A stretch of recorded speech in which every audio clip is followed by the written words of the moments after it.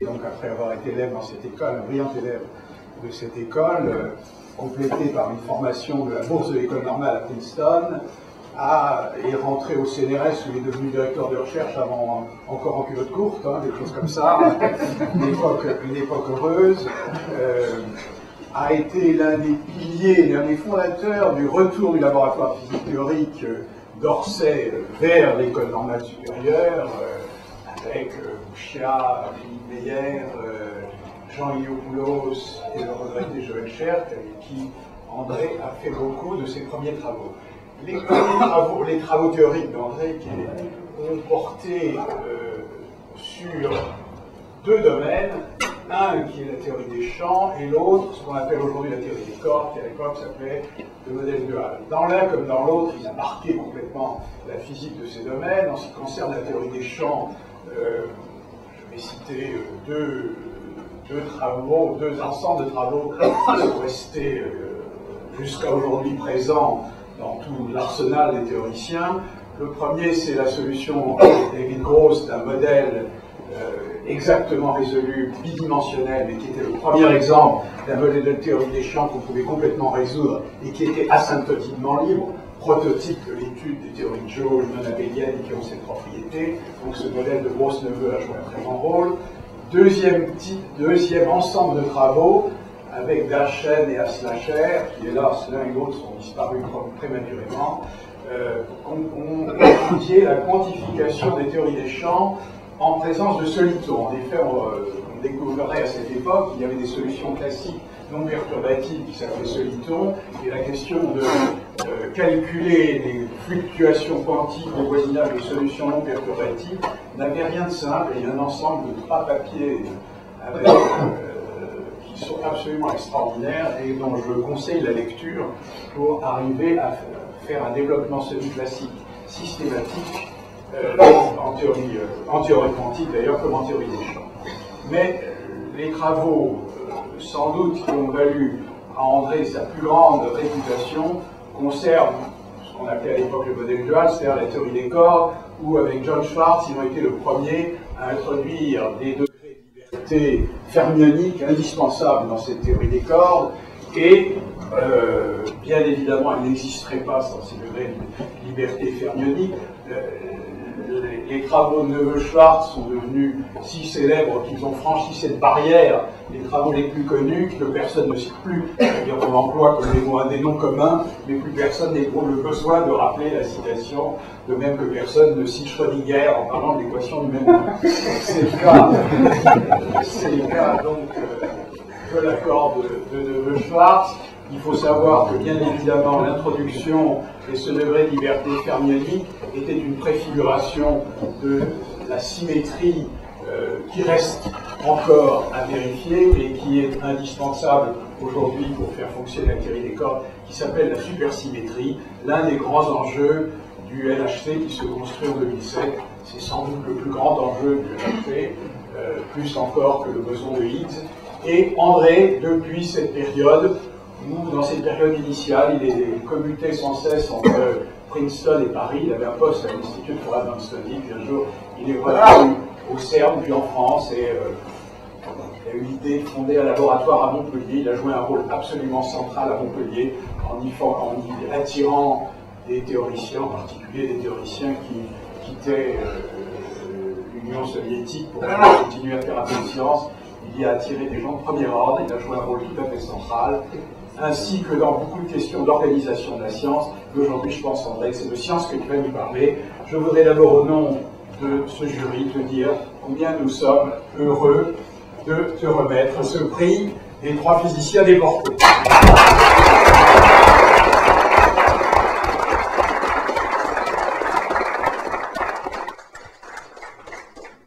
Merci beaucoup, Édouard, et merci à Bernard Cagnac et à tout le jury pour cette distinction à laquelle je suis très sensible. C'est sûr que cette maison est mon alma mater et dans un certain sens, je ne l'ai jamais vraiment quittée. Et donc je suis très heureux d'être parmi vous aujourd'hui à cette occasion. Et bien, je vous prier de m'excuser pour les transparents que je vais vous montrer. Je ne me suis pas mis à PowerPoint encore Merci. je me suis dit que j'allais essayer le week-end dernier, aidé par ma femme qui en a fait un peu. Et puis je me suis aperçu que je ne serais jamais prêt à temps et du coup, voilà. Donc j'espère quand même que même si le contenant n'est pas ce qu'il y a de plus poli, le contenu sera à peu près compréhensible. Alors la théorie des cordes. La théorie des cordes, comme disait Édouard, a encore besoin d'une validation, justification, comme vous voulez, du côté physique. Mais, en tout cas, elle a eu des retombées, elle, du côté des mathématiques, et en partie parce que, à l'occasion des développements que nous y avons découverts, des structures extraordinaires sont apparues que les mathématiciens ne soupçonnaient absolument pas et qui, de leur côté, leur ont fait faire beaucoup de choses très intéressantes. L'une d'elles, c'est en particulier effectivement la supersymétrie, qui, elle, se retrouve quand même dans d'autres domaines de la physique, de façon d'ailleurs assez surprenante. Et donc voilà, je vais essayer de vous transmettre une vue du paysage tel que moi-même je l'ai découvert dans ma jeunesse, et qui reste quand même d'actualité.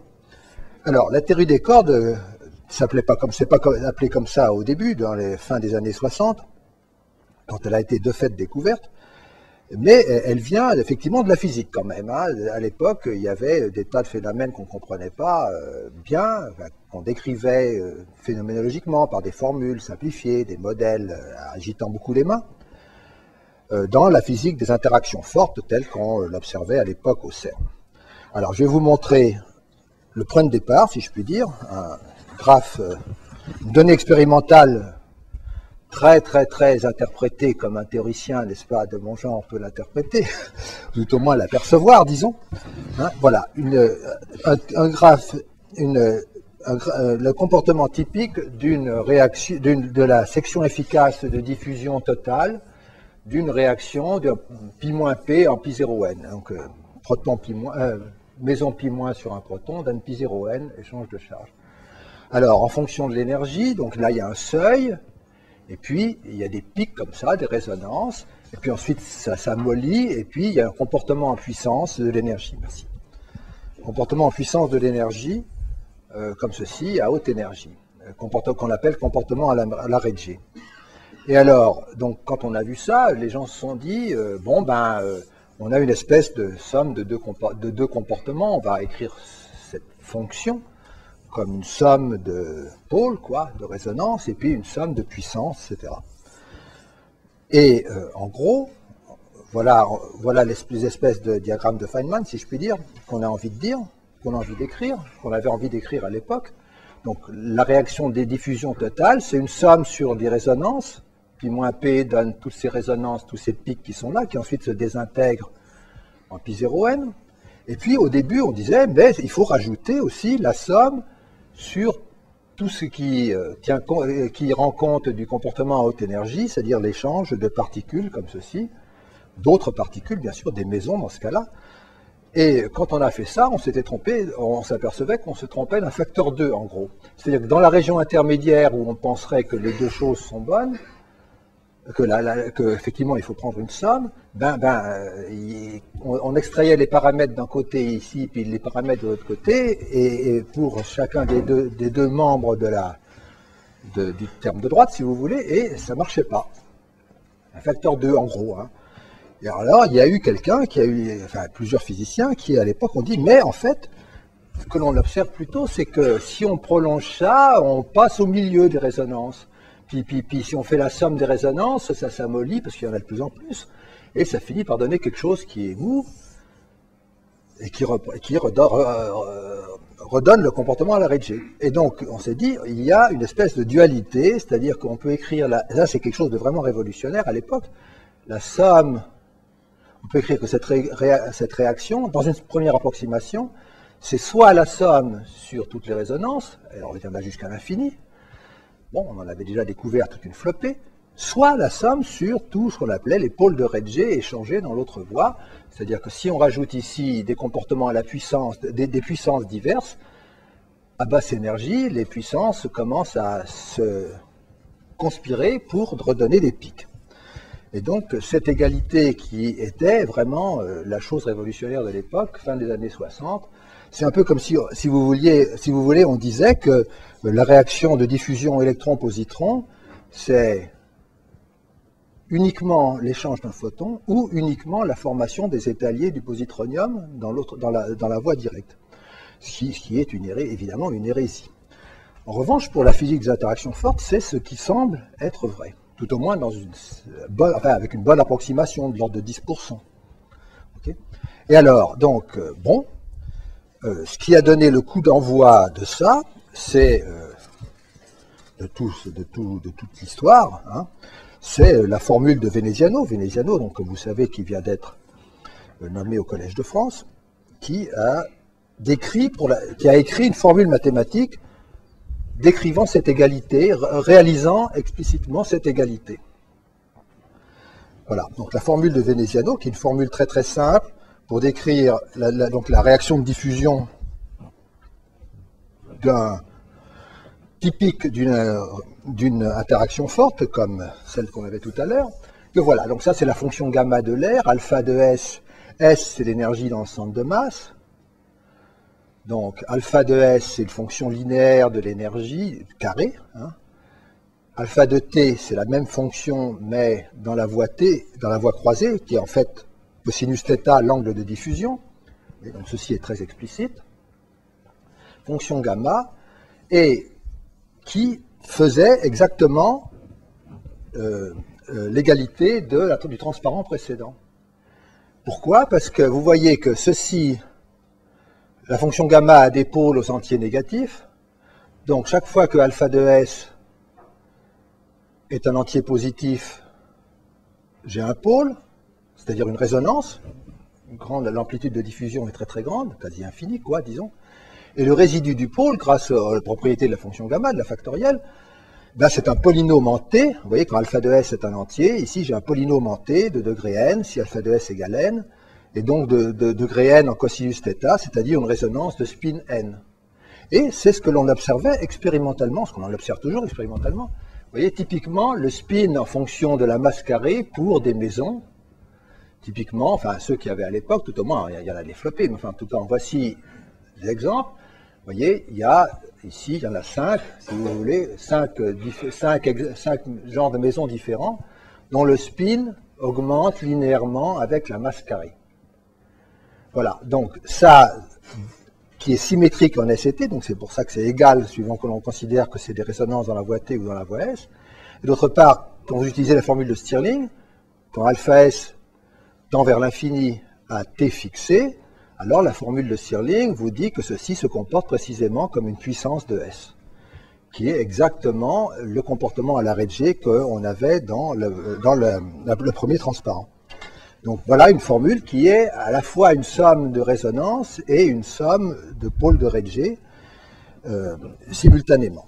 Et alors, bon, ça a énormément excité les gens à l'époque. Je sais qu'il y avait des statistiques sur le nombre de préprints sortant du CERN à l'époque, et il y avait eu un saut, vraiment, d'un facteur 2 pratiquement, dans la production du CERN au moment où la formule de Veneziano est apparue. Et donc, on a généralisé ça rapidement à des réactions plus compliquées, etc., etc. Et puis, petit à petit, on s'est aperçu qu'en fait, toutes les particules, vous voyez ici, donc on voit qu'il y a des résonances de spin arbitrairement élevées.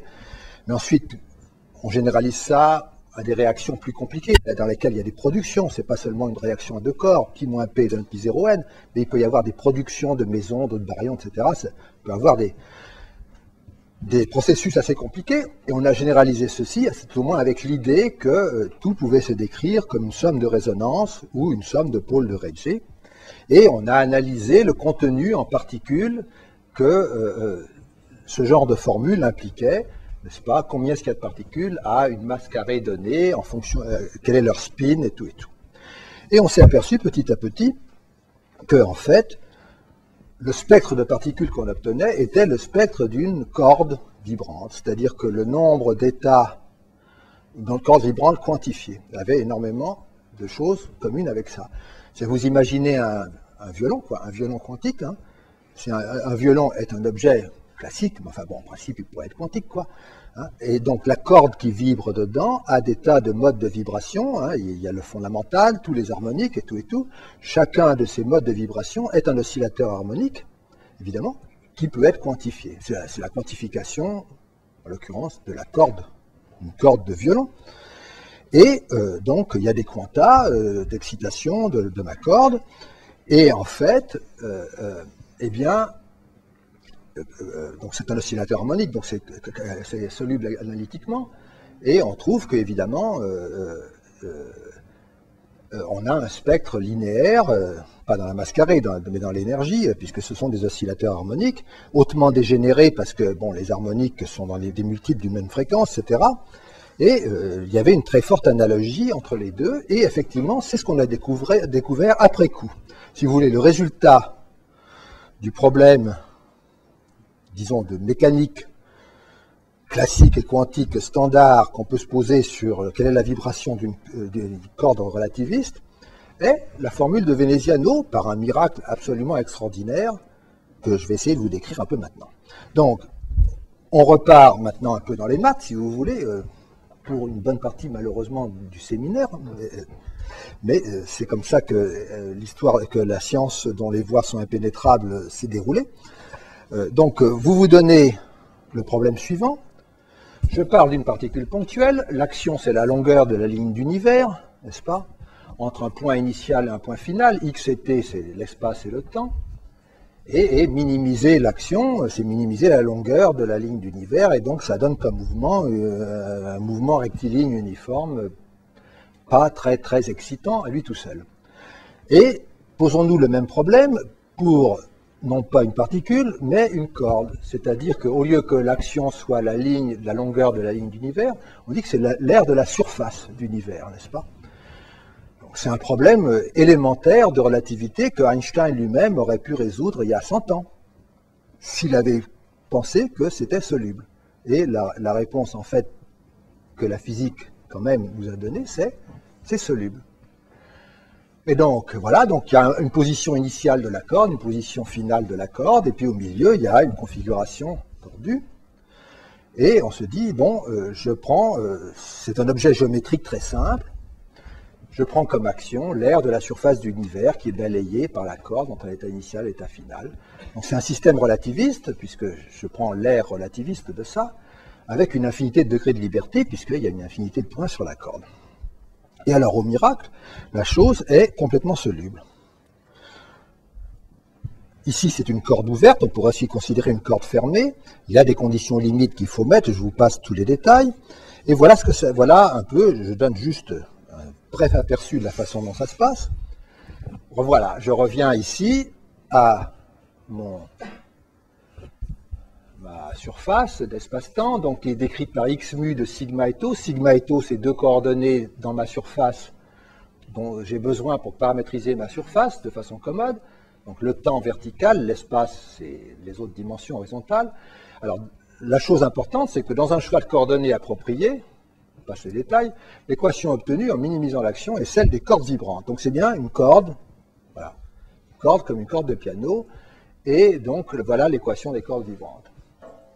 Et le mouvement le plus simple, d'ailleurs, quelque chose de vraiment très simple à voir, c'est la rotation rigide de la corde, vous voyez, donc dans laquelle la corde est un segment de longueur 2L arbitraire, qui tourne à une vitesse telle que la vitesse des extrémités soit égale à c, la vitesse de la lumière, qui, vous voulez, en quelque sorte, l'empêche de se recontracter à zéro. On trouve que l'énergie est proportionnelle à la longueur, le moment cinétique, c'est tout à fait mécanique, c'est la mécanique classique, hyper classique. Le moment cinétique est proportionnel au carré de la longueur. Si on le quantifie comme un h-bar, n'est-ce pas, une espèce de semi-classique élémentaire, on trouve que la masse carrée est donc proportionnelle à n, au nombre quantique principal, si je puis dire, de cette vibration. Et donc, ça reproduit de façon extrêmement simple le spectre des bosons, quoi. En gros, des interactions fortes, ça marche très bien, quoi, il n'y a pas de doute. Et le T0, c'est la tension de la corde. H bar, c'est constante habituelle. Alors, pour pour la corde des interactions fortes, disons, parce que les interactions fortes sont quand même largement, dans beaucoup de leurs comportements, décrits phénoménologiquement par ce genre de phénomène de corde. T0, la tension de la corde, si vous voulez, quark-antiquark, qui lie les quarks et les antiquarks, en un certain sens. Hein. T0, c'est de l'ordre de 13 tonnes. C'est un ordre de grandeur amusant, disons. C'est pas complètement... Bon, alors, ça c'est la chose la plus simple. On fait des choses plus complexes, puisque comme je vous disais, le système, c'est un système d'oscillateurs harmoniques, donc on tourne la manivelle, etc., etc. Et quand on va un tout petit peu plus loin, il y a des questions qu'il faut se poser, parce que vous voyez par exemple, xi, x mu, ce sont les 4 coordonnées d'espace-temps, a priori, hein, puisque c'est la distribution, ce sont les coordonnées dans ma surface. Et donc, ceci aurait envie de me dire que la coordonnée temporelle de la corde vibre aussi. Ce qui est absurde. On ne voit pas, on n'imagine pas une corde apparaissant et disparaissant du futur au passé, si je puis dire. Hein. Et donc, quelque part, il y a quelque chose qui doit nous dire que les vibrations temporelles n'existent pas. Ce qui est évident, puisque la surface que j'ai au départ, hein, si je la coupe à temps constant, je vois à tout instant, je vois une corde, quel que soit le repère dans lequel je suis. Hein. Je fais une transformation de Lorentz, je couperai à temps constant avec d'autres hyperplans, j'aurai toujours une corde, une courbe à l'instant en question. Et il est clair que la corde ne vibre pas dans le temps. Et donc il y a une symétrie qui me dit que en fait ces vibrations temporelles ne sont pas là. Qui est la symétrie de reparamétrisation. C'est clair que sigma et tau, je peux les choisir un peu comme je veux, comme paramétrisation, et c'est cette symétrie de reparamétrisation, symétrie conforme en l'occurrence, là, de l'équation des cordes vibrantes, qui fait que les modes temporels ne sont pas là. Alors on continue à tourner la manivelle, et on s'aperçoit qu'en fait le formalisme qui nous a permis de résoudre ce problème tient debout, parce que quand j'ai dit dans un choix de coordonnées approprié, c'est un choix de coordonnées qui n'est pas invariant de Lorentz. Et quand la théorie est invariante de Lorentz, de façon manifeste, c'est purement géométrique, comment est-ce que ça se débrouille comment est-ce qu'on se débrouille à la fin pour récupérer l'invariance de Lorentz? Classiquement, il n'y a pas de problème, parce que la mécanique classique, c'est quelque chose qui est très bien défini, mais quantiquement, quand on fait la quantification, on s'aperçoit d'une chose remarquable, c'est que on ne garde toutes les bonnes propriétés classiques que si la dimension de l'espace-temps dans lequel est plongée cette corde vaut 26, et non 4. Bon, je me souviens très bien au moment où on a découvert ça, tout le monde s'était mis à rigoler, nous les premiers, en disant celui qui a découvert ça, c'était d'ailleurs quelqu'un d'un peu farfelu, on dit il doit dérailler un peu quelque part, mais en fait non, il avait raison, c'est vrai, c'est 26. Alors non seulement ça, mais en plus, ce que l'on découvre, c'est que le spectre qu'on obtient n'est pas le spectre des bosons que je vous ai montré dans le deuxième transparent. C'est un spectre qui a un certain nombre de pathologies. Enfin, au moins, première approximation. Le voilà pour les cordes bosoniques, le spectre qu'on obtient à 26 dimensions. Tout d'abord, il y a un tachyon, un masse carrée négative, ce qui est une catastrophe, le vide est instable. Bon, passons là-dessus, temporairement. Les états de masse nulle sont de spin 1 et de spin 2. Bon, il y a un graviton à spin 2, enfin, la relativité générale nous fournit un spin 2, mais ce n'est pas une théorie d'interaction forte. Ce spin 1 n'est pas le photon, puisque c'est une théorie, ce qui n'est pas non plus une théorie d'interaction forte. Bon, il y a des cordes fermées, des cordes ouvertes, etc. Voilà, donc il y a un certain nombre de, disons, de caractères non physiques, même si c'est mathématiquement très joli, de la corde bosonique telle qu'elle apparaît quand on tourne la manivelle, disons, de la quantification canonique, manivelle dont je disais que, au moins pour le côté classique, Einstein lui-même aurait pu la tourner, et puis la partie quantique aurait pu être faite dans les années 30, quoi. Voilà. Alors, donc, avant d'essayer d'échapper, disons, à ce genre de malédiction, tout au moins les tourner à notre avantage, n'est-ce pas? Juste un mot de plus.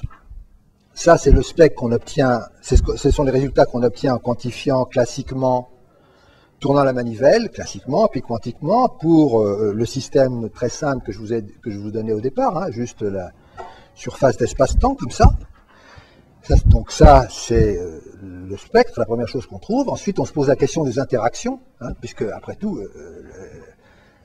l'idée était venue de la formule de Veneziano, hein, d'une interaction de particules à interaction forte. Et alors, la formule de Veneziano, donc, qui nous décrit la diffusion de cordes, en fait, se décrit de la façon suivante. En fait, les cordes interagissent en se rejoignant et en se coupant, comme ça. Vous voyez, si le temps évolue horizontalement, je pars avec deux cordes 1 et 2 qui s'agitent, et puis il y a un moment où deux extrémités de 1 et de 2 arrivent ensemble, se soudent, si je puis dire, forment une corde 5 intermédiaire qui, au bout d'un certain temps, se redésintègre en 3 et 4. Et l'amplitude, si je puis dire, d'interaction, de formation de la corde intermédiaire, c'est juste l'intégrale de recouvrement au niveau quantique, hein, des fonctions d'onde, de tout ça, hein. L'amplitude de recouvrement de 1, 2 et 5, et puis pareil ici pour la désintégration. Et vous voyez que la somme sur toutes les configurations intermédiaires de la corde 5 veut dire que on est en train de considérer une surface d'espace-temps non pas d'une simple corde qui évolue dans le temps, mais de deux cordes qui se rejoignent et puis qui ensuite se désintègrent. Et vous voyez bien que, de façon assez naturelle, hein, que vous regardiez le graphe comme ça ou comme ça, c'est la même chose. Et c'est ce qui explique comment, ce qu'on appelait la dualité, les choses ont pu arriver comme ça. Et alors le miracle vraiment étonnant, c'est que, effectivement, la formule de Veneziano, qui est une formule très très simple, hein, avec des fonctions gamma, est le résultat d'un calcul qui, au départ, aurait rebuté n'importe quel physicien ou mathématicien normal, en disant ce système est totalement impossible, insoluble. Mais non, miracle, on a trouvé la solution avant le système, et ce n'est qu'après. Hein, d'ailleurs, il y a des gens de l'école ici qui ont pas mal trempé là-dedans pour montrer qu'effectivement c'était comme ça que ça se passait. Alors juste un truc, on a continué ensuite dans cette direction. C'est très intéressant, c'est très amusant. Vous voyez, il y a d'autres configurations que l'on peut considérer de façon assez naturelle. Voilà, vous voyez, d'autres topologies. Vous voyez, deux cordes arrivent ensemble, en forment une troisième qui se désintègre, et puis ensuite, vous voyez, il y a des réarrangements de cordes comme ça. Quand on tire sur l'espèce de surface en caoutchouc qui est au milieu, vous voyez qu'au milieu, ce que vous allez obtenir, c'est en fait un tuyau, corde fermée, et donc à partir de cordes ouvertes, vous pouvez fabriquer des cordes fermées comme ça. Et on s'est beaucoup amusé à calculer tous ces processus qui sont calculables, des jolis exercices de physique mathématique. Il peut y avoir des diagrammes non orientables comme celui-ci, etc., etc. On s'est amusé. Bon, ceci dit, parmi les problèmes qui restaient, il y en avait deux. D'abord la dimension 26, le tachyon, enfin 3, dimension 26, tachyon, et puis absence de spin ennemi, puisqu'il n'y avait que des spins entiers. Alors, c'est là que, commencent à arriver les supercordes. Alors, je ne peux pas vous décrire comment on a eu l'idée des supercordes, parce que ça ne peut pas être décrit logiquement. Donc, je suis incapable de décrire quelque chose qui n'est pas logique. Mais je vous donne juste le résultat. En quelque sorte, il n'y a pas de spin ennemi. Dans ce que je vous ai décrit, c'est clair, c'est purement, au départ, c'est un objet classique, il n'y a pas de spin ennemi. Donc il faut rajouter des spins. Et alors, de fait, ce qu'on a fait, a posteriori, à nouveau, hein, on a deviné la solution avant de trouver d'où elle venait, c'est de dire, rajoutons sur la corde, en plus de ces degrés de liberté de position, hein, des degrés de liberté de spin localement. Un peu comme si vous aviez une corde avec des degrés de liberté antiferromagnétiques dessus. Voyez, donc imaginez que sur la corde, il y a des tas de spins comme ça. Et suivant qu'on a un nombre pair ou impair, on aura un boson ou un fermion. Voilà. Et donc sur cette corde, un peu comme physique de la matière condensée, on peut donc avoir des ondes de spin, une espèce d'équation de Dirac correspondante. Donc des ondes de spin de masse nulle, Et voilà, donc le taux et le sigma, les deux paramètres qui paramétrisent ma surface. Maintenant, je vais avoir une espèce d'équation de Dirac à deux dimensions. Comme avant, j'avais une équation de genre Maxwell, quoi, pour les degrés de vibration bosoniques. Là, j'ai une équation de Dirac pour les degrés de vibration fermioniques. Donc, en plus de x plus sigma et tau, qui est la position, il y a les degrés de liberté et ces ondes de spin, psi mu de sigma et tau.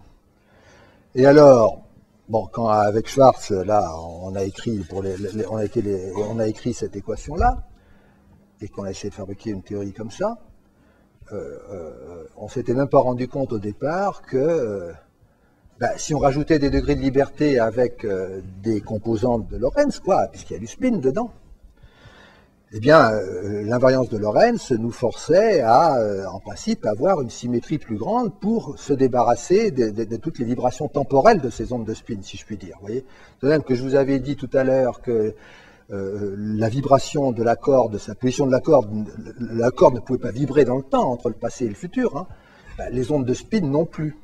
Donc, il faut qu'il y ait une symétrie. Je vous l'ai dit, dans le cas bosonique, c'est l'invariance par reparamétrisation de ma surface qui me permet de me débarrasser de ces ondes, de ces vibrations temporelles.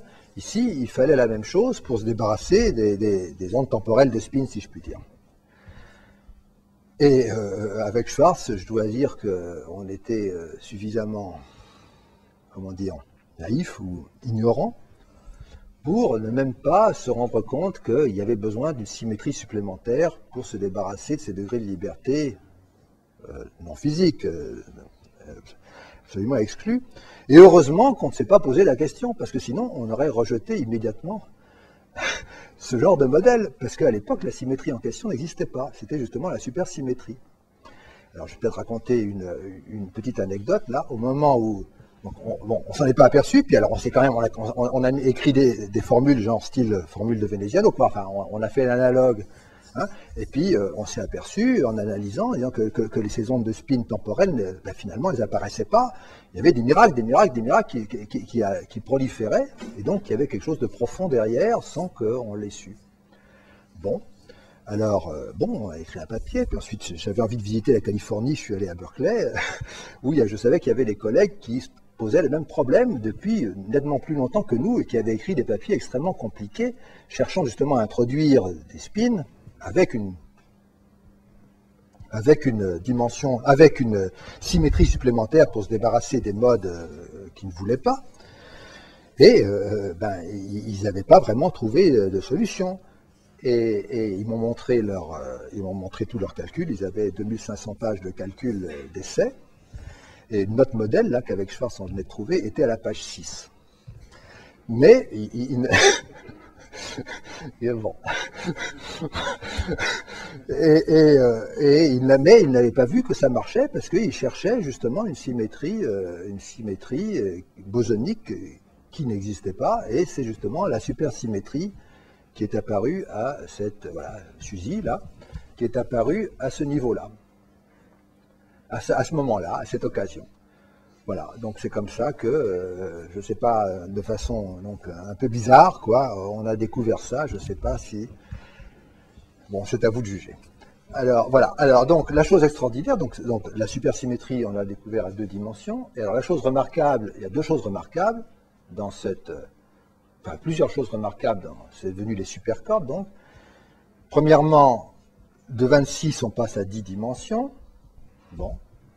Je ne sais pas si c'est un grand ou un petit progrès, mais on découvre qu'il y a aussi supersymétrie à 10 dimensions. C'est-à-dire qu'il n'y a pas seulement la supersymétrie à 2 dimensions qui mélange les degrés de liberté fermioniques et les degrés de liberté bosoniques, mais il y a aussi la supersymétrie entre boson et fermion de 10 dimensions quand on quantifie cette corde. Et en plus, il y a divers choix de possibilités de quantification à 10 dimensions, dans lesquelles les cordes, les supercordes, peuvent avoir des chiralités diverses. Et de façon naturelle, en fait, la théorie est chirale, avec des tas de propriétés vraiment extraordinaires.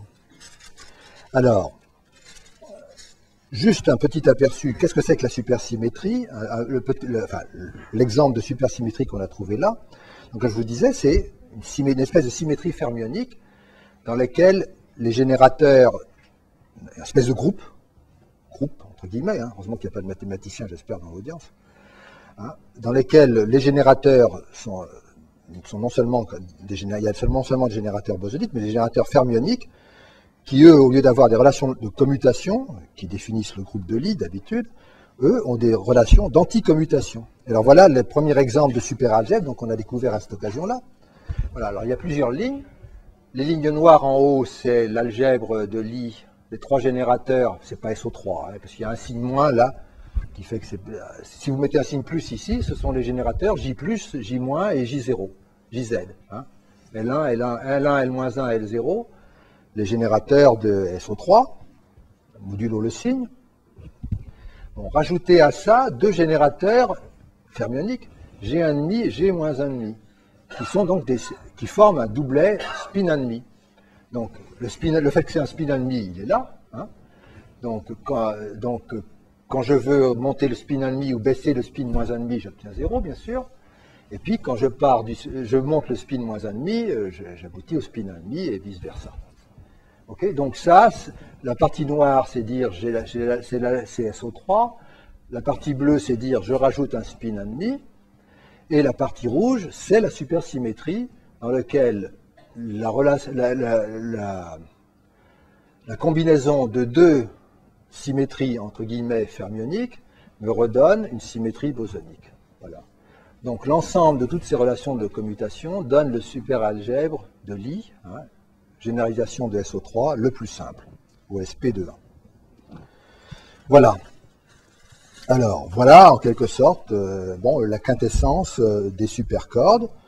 Et voilà ce que donne voilà un aperçu de l'ensemble des états physiques qu'on obtient par cette quantification. Donc à 10 dimensions à nouveau. Alors il y a des supercordes ouvertes, des supercordes fermées, il y a des supercordes, il y a une partie bosonique de la théorie, une partie fermionique. Et voilà quelle tête ça a. Vous voyez, il y a du spin 1,5, à base nulle, du spin 1,5, du spin 1, du spin 3,5, du spin 2. Et puis ensuite, il y a des tas d'états massifs. Voilà, avec des spins de plus en plus élevés. Voilà, tout ça à 10 dimensions. Bon, alors avec tout ça, on est arrivé assez rapidement, dans les années, au début des années 70, en se disant, bon au-delà, tout ça, on ne retombe pas sur la physique, on a fait beaucoup de choses intéressantes peut-être, mais on est loin de la théorie des interactions fortes qui n'ont pas du tout ce genre de spectre. Et puis, il y a d'autres comportements de la théorie qui font que non, ça ne peut pas être une théorie fondamentale, hein, pour les interactions fortes.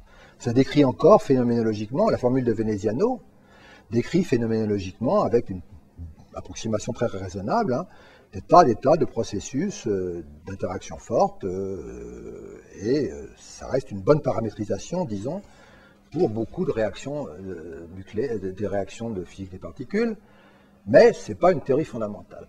Alors, à quoi a-t-on affaire? Alors, la proposition a été, eh bien, Scherk et Schwarz qui avaient fait ça, qui avaient fait cette proposition, ils disent, bien, qu'est-ce qu'on voit là-dedans qui est sympa? C'est qu'il y a un spin 2, toutes les théories semblent avoir une spin 2, donc à basse énergie, si vous voulez, si vous oubliez tous les états massifs, si vous restez qu'à des énergies très très faibles pour avoir que les états de masse nulle, il y a quelque part là-dedans la gravitation, la théorie d'Einstein dans une limite de très très basse énergie. Et en plus, donc, comme je vous disais, je ne l'ai pas dit en fait, non, mais je l'ai dit maintenant, les supercordes ont la propriété vraiment extraordinaire que, contrairement à la théorie quantique des champs ordinaire qui est relativiste, qui a beaucoup de divergences, hein, il y a besoin de renormalisation à tour de bras, hein, les supercordes sont finies. Quand on calcule les corrections quantiques, hein, les diagrammes à boucle dont je vous ai donné un aperçu, on obtient des résultats finis à 10 dimensions, ce qui est apparu extraordinaire. Et donc, l'idée a été, mais donc ça veut dire que ceci à basse énergie contient la gravitation et en plus a la propriété, que n'a pas la gravitation à elle toute seule, d'être quantiquement cohérente, de donner des résultats finis quand on calcule en théorie des perturbations.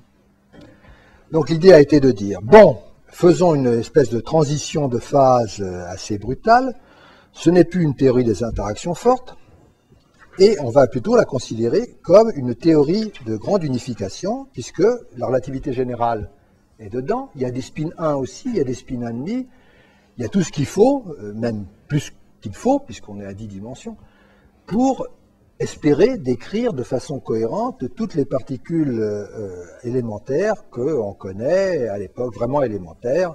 Hein. Et donc on passe de l'échelle de masse de 1 GeV, qui était celle de la théorie des interactions fortes, à l'échelle de masse de la relativité générale, 10 puissance 19 GeV.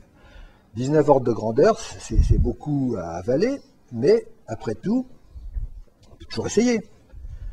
Et cette possibilité d'avoir une théorie cohérente incluant la gravité a été extrêmement motivante dans cette transition, à tel point qu'à l'époque, les gens ont dit, c'est vraiment... nous avons mis la main sur la théorie de tout. De tout. Ce qui est, à la limite, pour moi qui suis peut-être un petit peu trop... enfin, disons, je ne suis pas assez... comment dire... je ne suis pas assez marchand de tapis, je ne sais pas assez bien vendre ma marchandise, mais je trouve que c'est au bord de la malhonnêteté intellectuelle, quoi. Bon, mais c'est en tout cas un candidat qu'il faut absolument explorer, puisque il nous promet au moins d'avoir un cas dans lequel on pourrait comprendre comment la relativité générale peut être cohérente quantiquement. Alors, divers problèmes là-dedans, n'est-ce pas, qui sont loin d'être tous résolus, si on veut vraiment prétendre que c'est la théorie de tout. L'un des problèmes, c'est qu'on a 6 dimensions excédentaires. Et puis, l'autre problème, c'est qu'on ne sait pas comment tenir compte du fait que les particules élémentaires qu'on voit ne sont pas vraiment de masse nulle. Parce que la théorie telle qu'elle est nous dit il y a un certain nombre de particules de masse nulle, supersymétriques, etc. D'abord, la supersymétrie n'a pas été observée expérimentalement, au moins pour l'instant, dans la physique des particules. Et puis, les particules vues actuellement ont des masses qui sont petites par rapport à 10 puissance 19 GeV, mais qui ne sont pas nulles. Quel est le mécanisme, si supercordes sont des théories de tout, quel est le mécanisme qui donne une masse faible par rapport à 10 puissance 19 GeV à ces particules? On n'a pas trouvé de mécanisme naturel. Si vous voulez, c'est une théorie qui est tellement contrainte mathématiquement qu'elle ne supporte pas de petits arrangements. Ou bien elle nous dit, sans qu'on puisse choisir qu'est-ce qu'il faut pratiquement, hein, qu'est-ce qu'il faut faire pour la traiter de façon cohérente, ou bien elle nous dit que non, il n'y a pas de réponse à votre question. Hein, ou bien la réponse n'est pas la bonne, ou bien il n'y a pas de réponse. Pour l'instant, tout au moins. Et si un jour ça marchait, il n'y a pas de doute que pour le faire marcher, il faudrait avoir des idées que pour l'instant, probablement n'auraient rien à voir avec les cordes. Mais ça, c'est totalement, évidemment, si je savais ce quoi vous dire, je ne serais pas ici, je serais en train de travailler frénétiquement dessus. Alors, je veux quand même vous dire, je voudrais terminer en vous donnant une petite idée de la beauté qu'il peut y avoir eu quand même, qu'on a découvert au-delà de tout ça, en dehors de la beauté formelle, disons, de la cohérence de la théorie, dans le processus de compactification. Alors, se débarrasser des 6 dimensions supplémentaires, il y a 36 000 manières. Il y aurait une manière vraiment bestiale, c'est de dire, bon, mes dimensions supplémentaires, elles sont de petite taille. Okay, et donc, toute excitation dans cette direction-là m'emmène à des énergies très élevées. Et donc, je ne vois rien pour l'instant. Bon. C'est de la boucherie. Hein. Parce qu'on part d'une théorie qui a une belle symétrie dans 10 dimensions, la symétrie de Lorentz à 10 dimensions, et puis on fait une boucherie pour réduire la symétrie parce que ça ne nous plaît pas les 10 dimensions, et on la met dans un cube, dans une boîte de dimensions tordues, de forme plus ou moins tordue, et on perd évidemment la symétrie de départ, et donc pas très joli. En tout cas, en contraste violent du point de vue esthétique avec tout ce qui a été fait jusque-là, quoi. Hein. Alors, il il y a quand même des tas de choses non triviales qui peuvent se passer dans cette compactification et qui font que, là aussi, en fait, surtout du côté mathématique, il y a eu beaucoup, ça a été... vous voyez, ce problème de compactification a été engendré, du point de vue mathématique, beaucoup d'intérêt des mathématiciens et beaucoup de progrès aussi sur des objets mathématiques qu'ils soupçonnaient tout juste à l'époque, qui venaient tout juste de naître et ça les a motivés à beaucoup étudier ces objets-là. Parce que, donc, on peut faire cette boucherie horrible de couper les dimensions excédentaires. On peut aussi se dire, peut-être que ces dimensions excédentaires sont des sphères, par exemple, ou des variétés mathématiques de dimensions, de formes plus compliquées que juste un bête cube à conditions limites périodiques. Et c'est quand on se pose ces conditions, quand on essaie d'explorer ça, parce que vous voyez, c'est la forme de ces dimensions compactifiées va, si on croit que c'est la théorie de tout, va conditionner le spectre à basse énergie. Comment est-ce qu'à basse énergie, donc les états de basse énergie vont s'arranger dans ces dimensions-là? Est-ce que ça peut nous donner des faibles masses, etc. Donc la motivation était importante d'explorer des diverses compactifications, des compactifications, disons, non triviales. Voilà. Alors, là, les maths deviennent transcendantes et c'est vraiment impossible de vous l'expliquer. Je vais vous donner juste un tout petit aperçu de ce que ça peut donner. Et alors, on va faire une compactification bestiale, hein, donc prendre un espace, une boîte, avec des conditions limites périodiques, et vous montrer comment, en faisant quelque chose une boîte astucieuse, on arrive à augmenter la symétrie au lieu de la diminuer, ce qui est assez remarquable.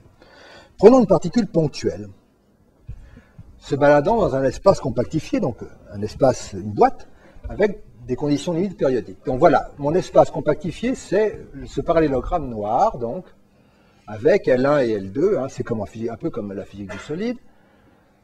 J'ai un cristal formé par L1 et L2, hein, engendré par L1 et L2, c'est mon espace compactifié, j'ai des conditions limites périodiques L1 et L2. Et donc, les quantités de mouvement permises sont celles du réseau dual, hein, P1 et P2, voilà. Et donc, j'écris que ma fonction d'onde, ça c'est une particule, donc, ma fonction d'onde doit être invariante, puisque je suppose des conditions limites périodiques, invariante dans une translation par les mailles du réseau, hein, ce qui m'implique que donc, la quantité de mouvement est sur le réseau conjugué. Le voilà, hein, PILJ, ça c'est la définition du réseau dual, du réseau conjugué.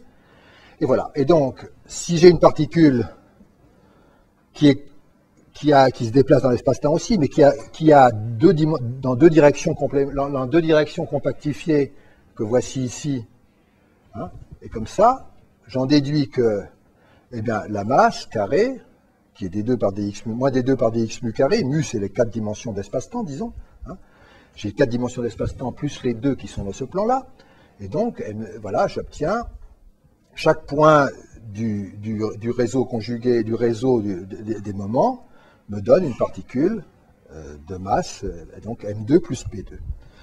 Bon, rien de très excitant là-dedans, c'est quelque chose de très évident. Faisons la même chose pour une corde. Alors, je reviens maintenant, je fais exactement la même compactification pour une corde. L1 et L2, les voilà. C'est un losange, hein. Je choisis que L1 et L2 sont égaux en longueur, vous voyez, et j'ai un hexagone là, hein. Et je vais choisir, alors là c'est là que les choses deviennent rigolotes, je choisis, alors donc ma corde se déplace, donc dans peut-être 4 ou je ne sais pas combien de dimensions, 24 dimensions d'espace-temps par ailleurs, et puis il y a deux directions qui sont compactifiées à l'intérieur de ce parallélogramme, de ce losange, ok.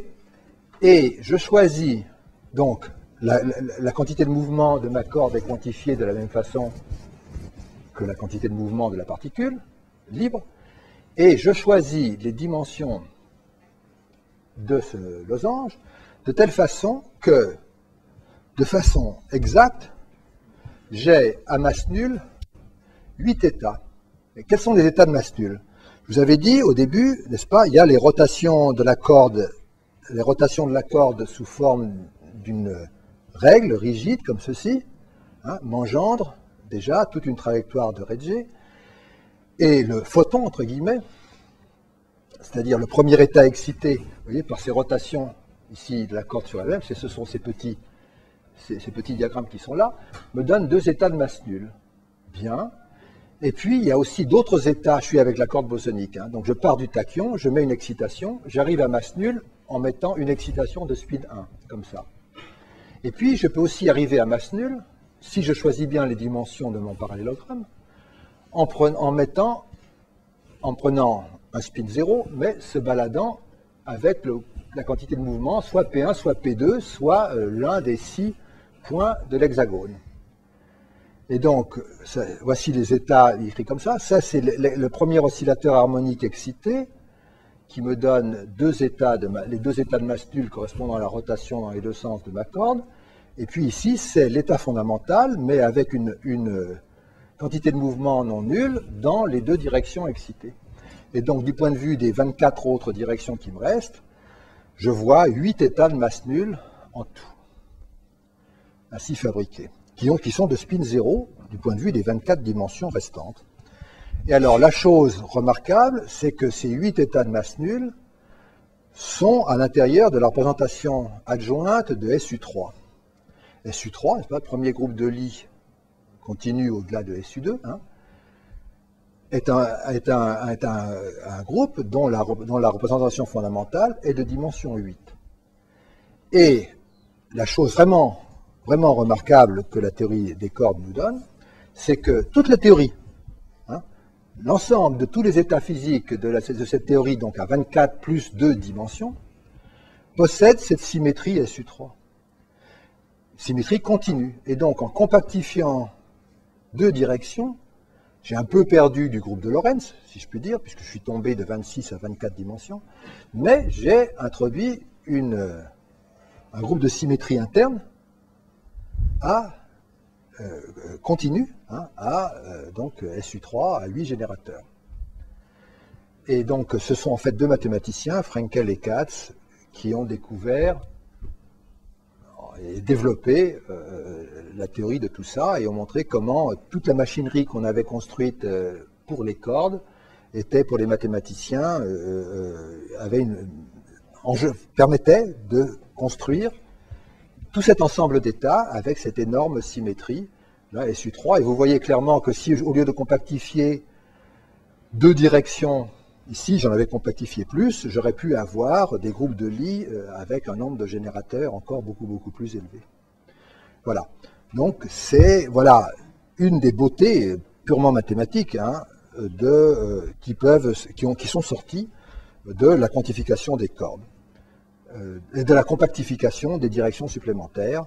Il y en a des tas d'autres, mais alors qui celles-là, je ne crois pas que je pourrais les expliquer, à part, enfin plutôt il faudrait que je me les fasse expliquer par plusieurs des collègues du labo ici. Voilà. Donc voilà à peu près, donc modulo tous les développements qui ont eu lieu après sur toutes les autres manières de quantifier. De compactifier et encore des tas d'autres développements. Je ne vais pas entrer là-dedans pour l'instant, il faudrait que je passe la parole à un collègue d'ici. Toute une construction qu'on a faite au cours des 35 dernières années, quoi, qui effectivement n'est pas encore retombée directement, disons, sur le point de départ qui était la physique des particules élémentaires, quoi. Elle n'a pas eu vraiment de conséquences. Donner des idées, hein, c'est sûr. Par exemple, vous voyez, elle peut nous dire, bon, il y a des dimensions supplémentaires compactifiées, disons, hein, admettons, c'est une des possibilités en tout cas. Quelle est leur taille, hein? Est-ce que c'est de la taille de la longueur de Planck, hein, 10-33 cm? Est-ce que c'est quelques centimètres, après tout? Pourquoi pas, hein? Et voir si les cordes nous donnent des idées sur les ordres de grandeur des couplages, est-ce qu'on pourrait observer ces choses-là? Et il y a des programmes expérimentaux qui sont susceptibles d'adresser de telles questions. Donc il y a une stimulation non triviale quand même du côté phénoménologique, quoi. Pas de résultats concrets pour l'instant. En revanche, du côté des maths, il y a eu des tas de résultats concrets vraiment assez fascinants.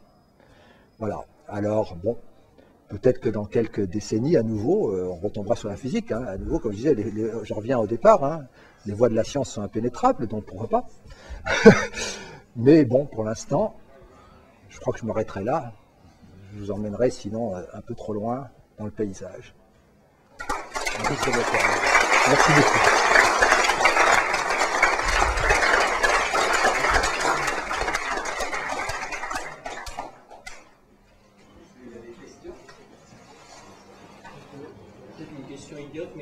Est-ce qu'il y a moyen de retomber sur tes 26 dimensions dans la théorie des corps purement bosonique en partant de la structure avec des spins qui, elle, forçait à 10 dimensions? Est-ce que je peux retrouver à partir de cette structure plus complexe ce qui se passait pour la théorie purement bosonique?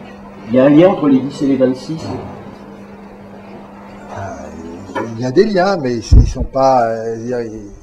Ils arrivent, on ne sait pas pourquoi. En revanche, le contraire est possible. Tu peux dire, je peux compactifier mes 26, justement, de telle façon que, de fait, je retombe à 10.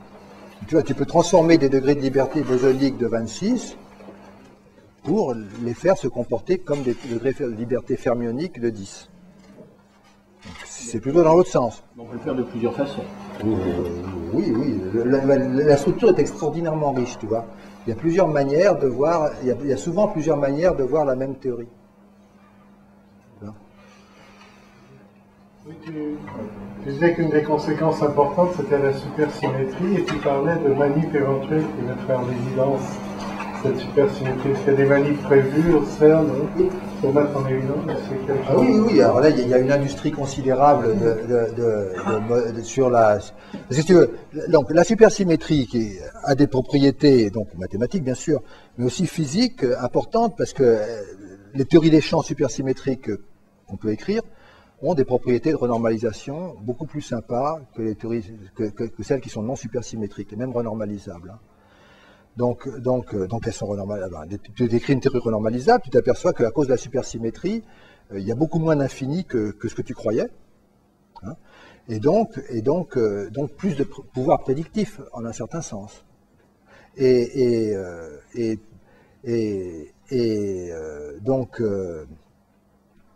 Tu te dis, à cause de ça, ça serait sympa. Tu vois, c'est un peu comme dans les théories de jauge, hein, les théories de Yang-Mills, les théories de jauge, la symétrie électrofaible. Hein, une des motivations a été de dire, on veut construire une théorie renormalisable des interactions faibles. Okay, et donc, il n'y avait pas 36 possibilités, et on a fini par trouver les théories de jauge spontanément brisées. Ensuite, tu te dis, je voudrais fabriquer une théorie dans laquelle les bosons, je n'ai pas besoin de contretermes gigantesquement grands pour avoir des bosons de masse finie, par exemple. À ce moment-là, tu t'aperçois que la supersymétrie te fait ça, parce que tu as des compensations entre contribution fermionique et bosonique à des contretermes de masse, hein, qui font que ces contretermes sont petits. Et donc on se dit... ce serait plus naturel, disons, ce serait naturel qu'une théorie de particules élémentaires soit supersymétrique brisée, puisque c'est clair que dans la nature, il n'y a pas un partenaire fermionique de la même masse que le boson, quoi. Et donc, on sait que le modèle standard, hein, des interactions électrofaibles n'est pas le fin mot de l'histoire, et donc, au-delà de ça, les gens disent, bon, le premier candidat, peut-être par défaut, hein, peut-être parce qu'on n'a pas assez d'imagination, mais le premier candidat, le seul candidat qu'on ait à peu près pour l'instant, c'est un modèle supersymétrique. Et donc, quand tu te dis, bon, je fais un modèle supersymétrique, je brise la supersymétrie, la symétrie électrofaible, etc., qu'est-ce que ça me dit, qu'est-ce que ça me contraint sur... Donc, c'est supersymétrique, donc il doit y avoir des partenaires supersymétriques des particules actuelles. qu'est-ce que le modèle, où le modèle me dit-il qu'elles sont, tu vois? Et c'est de l'ordre, voilà, oui, expérimentalement, et c'est de l'ordre de masse, de grandeur de masse qui est du LHC, quoi. Et donc c'est dans le domaine du possible, tout à fait, qu'au LHC on découvre des nouvelles particules qui seraient effectivement le premier signe de supersymétrie. Mais il se peut aussi que la nature ait plus d'imagination que nous. Je suis assez heureux de ne pas avoir entendu parler de cosmologie, mais je voudrais poser la question. Est-ce que tu penses qu'il y a effectivement des interactions utiles actuellement entre la théorie des cordes d'un côté, qui est une théorie très mathématique, qui ne débouche pas encore sur beaucoup d'observations faites, quelques possibles peut-être, et d'un autre côté la cosmologie? Bon. En principe, la théorie des cordes, si on dit elle rend finie la relativité générale, doit nous dire quelle est la nature de la singularité initiale, par exemple. Et qu'est-ce qui se passe au départ? La relativité générale nous dit qu'il y a un problème quand même. Donc, il faut trouver quelque chose, il faut se sortir de ça, d'une façon ou d'une autre. Et donc, c'est une option possible, mais je ne crois pas qu'on ait encore eu la puissance analytique, si je puis dire, pour comprendre comment tu te dis, au tout début, il y a un moment où la notion d'espace-temps ne tient plus debout, puisque le temps doit devenir partie de la quantification, si je puis dire. Et ça, ce ne sont que des mots que je viens de sortir. Et en principe, donc par quoi est-ce que c'est remplacé, hein? Et donc, en principe, la théorie des cordes devrait nous le dire, en principe. Mais bon, je ne crois pas qu'on soit arrivé à démêler ça encore. Non, il y a quand même un succès, pardon, pour répondre à la question de il y a quand même un succès théorique de la théorie des cordes, qui est une interprétation microscopique de l'entropie de Bekenstein-Hawking d'un trou noir. L'entropie en physique, ça veut dire compter des états, l'entropie de Boltzmann. Il y a un comptage d'états en théorie des cordes qui reproduit l'entropie de Hawking, qui jusque-là a été introduite sans aucun concept statistique. Donc, c'est le grand succès théorique, c'est pas vraiment dans les choses mesurables. Il y a ça. C'est vrai. Alors, il n'y a pas beaucoup de choses mesurables en cosmologie. Bon, mais oui, il y a ça, effectivement, ça fait partie. On peut considérer aussi que ça fait un peu partie de la cohérence de la théorie. Après tout, si la théorie est cohérente, elle doit nous redonner l'entropie de Hawking, quoi. Hein, c'est un peu ça. Mais c'est vrai, tu as raison. Merci, Edouard. Question complémentaire? Non.